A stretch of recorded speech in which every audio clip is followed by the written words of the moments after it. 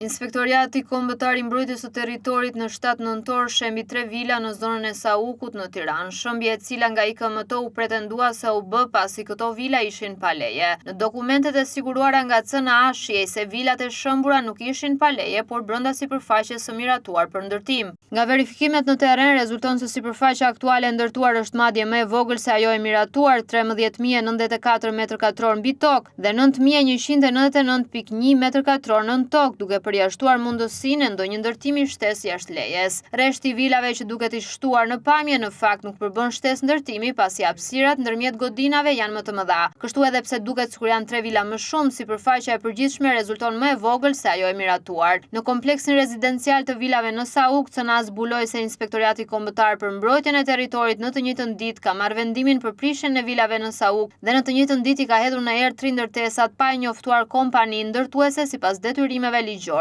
Por më pas IKMT ka kopsitur dhe dokumentet duke luajtur me ditët, por gjithsesi subjekti ndërtues është njoftuar disa ditë pas shembjes. Dokumentet e siguruara nga redaksia e CNA-s tregojnë se posta e IKMT-s me vendimet absurde ka mbërritur në derën e kompanisë vetëm të hënën, ndërsa IKMT shkatroi fillimisht me Tritol dhe më pas me Fadroma 3 vilat e një kompleksi me leje të rregullt ligjore që në fakt në zbatim ka rreth 1.860 m2 më pak ndërtim. Kjo sjellje gati terroriste e institucioneve të shtetit është një siren alarmi, jo vetëm sepse u shembën 3 vila, por për arbitraritetin dhe pasojat ndaj ndërtuesve dhe buxhetit të shtetit që shumë shpejt do të paguajnë kostot.